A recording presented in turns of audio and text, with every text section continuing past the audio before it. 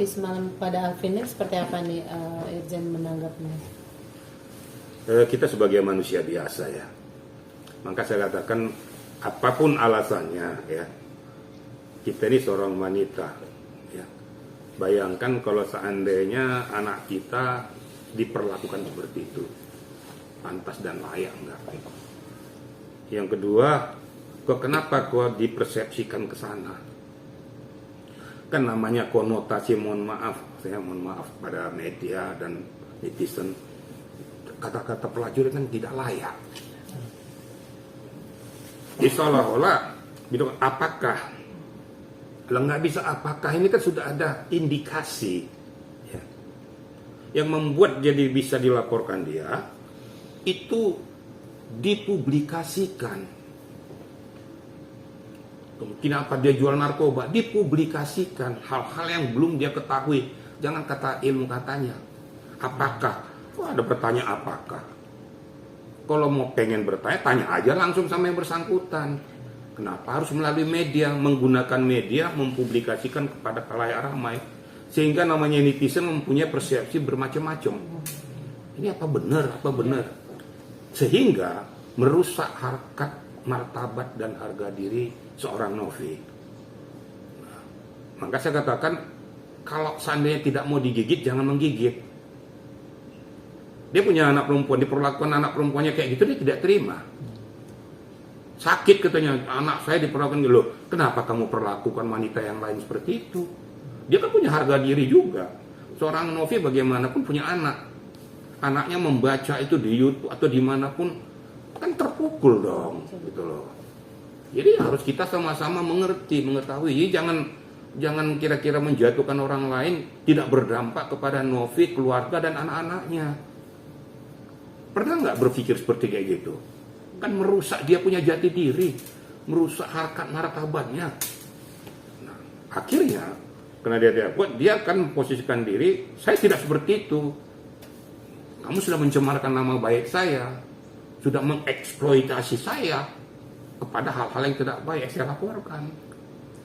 Nah, faktanya walaupun saya sebenarnya tidak ingin berkelanjutan, tapi namanya Novi sudah merasa sakit, jadi laporkanlah tadi malam dengan beberapa pasal ya, namanya pencemaran nama baik ya, menyangkut kepada harkat martabatnya, ya kena di undang-undang ITE juga ya, mungkin juga pasal-pasal yang lain ya dikenakan. Kemarin sudah diterima oleh pihak SPKT Polda, akan dilanjutkan ke subdit yang berkewenangan, yaitu cyber. Tinggal kita lihat nanti. Kalau saya lihat unsurnya sudah mengikat, tinggal nanti penerapan pasalnya kita serahkan kepada penyidik, pasal berapa yang akan diterapkan. Untuk kelanjutannya tentu ada pemanggilan terhadap orang-orang tertentu. Dan Novi juga akan di BAP oleh penyidik, di komposisinya, siapa saksinya, faktanya apa. Kemudian hasil dari media itu akan di screenshot, nanti diserahkan sebagai bukti permulaan kepada penyidik.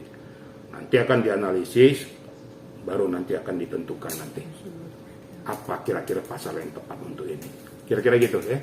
Pak Irjen, artinya Pak Irjen setuju ya dengan langkahnya Teh Novi melaporkan, karena kan menurut Teh Novi itu yang bikin dia akhirnya melapor itu katanya berdampak ke anaknya yang ditanya sama teman-temannya pekerjaan. Wajar dan manusiawi ya.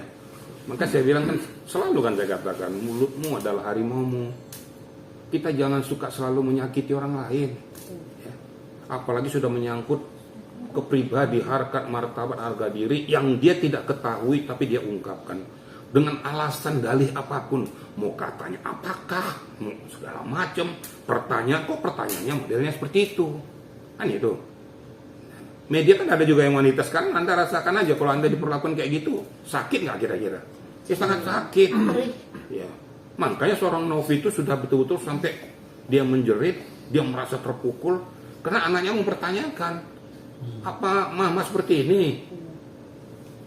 Kemudian keluarnya mempertanyakan, apakah pernah difikirkan oleh yang bersangkutan ini akan berdampak kepada keluarga dan anak-anaknya dan khalayak ataupun saudara ataupun teman-temannya? Itu kan berdampak luas. Ini saya katakan bahwa ini sudah akibat daripada perbuatannya ya, berdampak kepada publik. apalagi dipublikasikan melalui media. Ya, kena di pasal 45 Undang-Undang ITE juga kena dia, di Undang ITE di pasal 27 juga dia kena. Tinggal nanti penyidik akan menerapkan mana yang paling pantas. Saya tidak mau menjustis kemana nanti arahnya, tapi beberapa pasal akan diterapkan ke sana. Tinggal nanti pembuktiannya, saksi-saksi, bukti, ahli akan menerapkan ini. Kan semua akan dilibatkan semua. Ya, mungkin itu. Ya. Berarti hal itu juga membantah ya Pak, yang di awal Novi dianggap yayasannya itu tidak berizin, tapi kan sekarang banyak yang bermunculan. Kayak dulu Tiko pernah dibantu juga oleh Yayasan Novi. Apakah itu nanti jadi sebuah bukti juga pada pas pembuatan laporan Novi? Sekarang begini ya, kita lihat goalnya, ya. Kita lihat dulu niat baiknya, ya. Kita lihat dulu hasilnya. Hasil yang dilakukan oleh Novi ini berdampak positif nggak kepada objek yang dituju? Faktanya berdampak positif. Itu dulu yang kita lihat ya. Berarti dia melakukan tindak-tindak kemanusiaan. Di dalam undang-undang itu dia mempunyai. Kalau dalam perizinan mungkin ada kekurangannya. Itu kan bisa diperbaiki. Ya. Kecuali kalau dia eksploitasi ini untuk kepentingan pribadinya, untuk meraup keuntungan, itu lain lah. Dia sudah buktikan kok. Makanya dari Kemensos kemarin memberikan teguran, ya. Memberikan teguran, tapi Mensos juga mengerti bahwa dia sudah melakukan langkah-langkah yang baik. Jadi jangan selalu kita berbicara tentang penerapan undang-undang, lihat dampaknya. Ya. Lihat hal yang dilakukannya itu berdampak positif atau tidak. Faktanya Novi beberapa tahun sudah melakukan langkah-langkah positif itu. Ya, kadang-kadang ada yang terjadi kecemburuan sosial, akhirnya mencari kelemahan-kelemahan dia.